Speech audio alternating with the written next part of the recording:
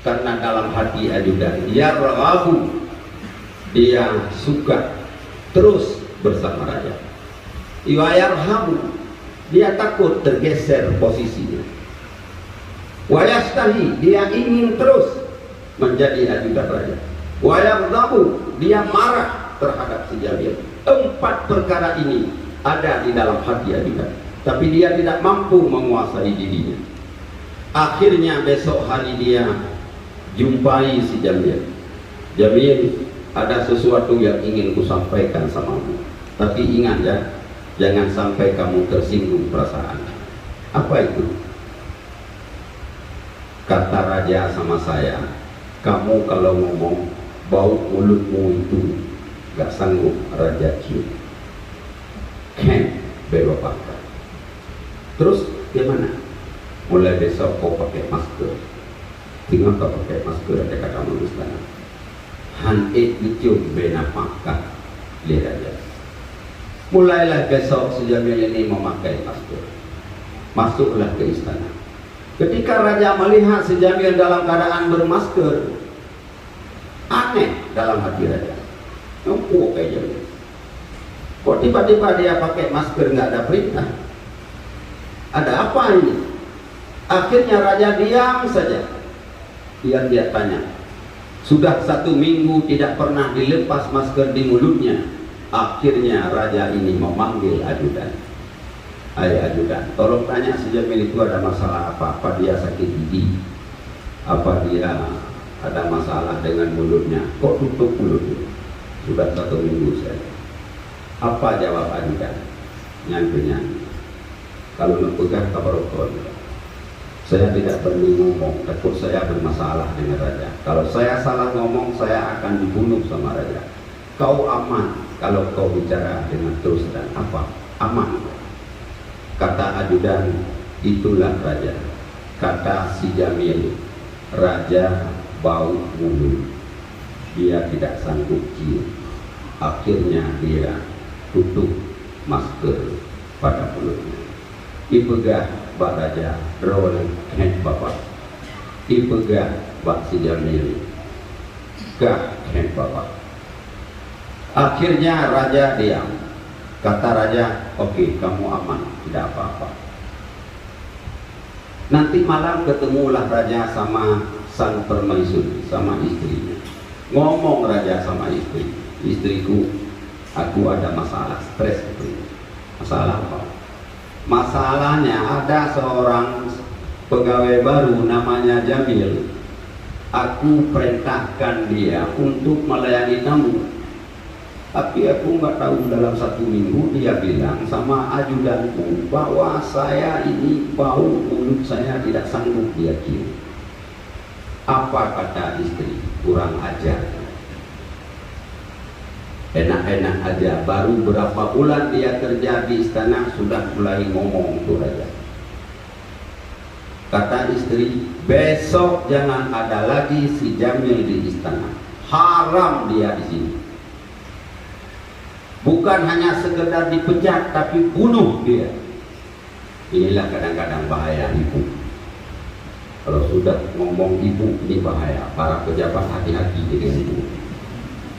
Bukan cabang jaga rumah yang kami. Ya. Kaum muslimin yang dirahmati Allah. Akhirnya raja besok terpikirlah apa yang harus dia buat. Akhirnya dia mengambil kesimpulan, si Jamil harus dibunuh. Dia harus dipenggal lehernya dengan turun. Sudah berapa hari lagi si Jamil masuk seperti biasa pakai masker, dia layani tamu, dia tidak tahu apa-apa. Akhirnya raja ngomong pada satu hari, dia panggil Al-Gujub. Kata raja sama Al-Gujub, besok sore ketika pegawai saya keluar, kau jaga di pintu. Kalau ada pegawai saya yang membawa kotak minyak wangi, kau penggal lehernya. Jangan tanya lagi kenapa. Siap, kata Al-Gujub. Besok si Jamil ini dikasihlah kotak minyak wangi. Jamil, ketika kamu pulang, bawa ini untuk istri. Baik, tuanku. Besok si Jamil mau pulang, dia ambillah kotak minyak wangi, dia bawalah mau pulang ke rumah dengan hati yang berbunga-bunga. Dia senang bahwa hadiah raja akan dipersembahkan untuk istri. Ketika dia mau sampai ke pintu pagar, ke pintu istana, dilihat oleh ajudan. Ada sesuatu pada tangan si Jamil. Ajudan cepat-cepat mengejar. Mil, tunggu sebentar. Ada apa, kata Jamil? Apa itu yang ada sama tangan kamu? Tidak tahu. Kata raja suruh bawa untuk istri saya.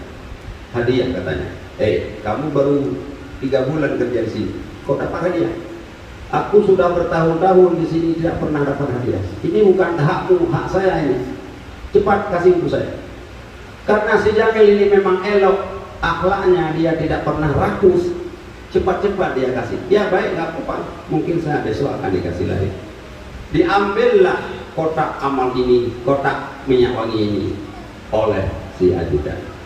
Akhirnya si Jamil pulang dalam keadaan aman. Dia tidak tahu apa kejadian di belakang dia.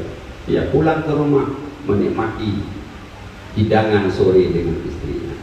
Ajudan ketika pulang terakhir dilihat oleh Al-Gujub. Ini rupanya orang yang disuruh tunggal leher. Tidak tanya apa-apa Al-Gujub. Begitu sampai di pintu pagar, dekat ke dia batak keluar ajudan. Itu sana laju selesai.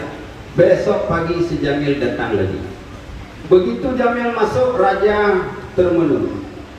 Kok Jamil kayak damang enggak?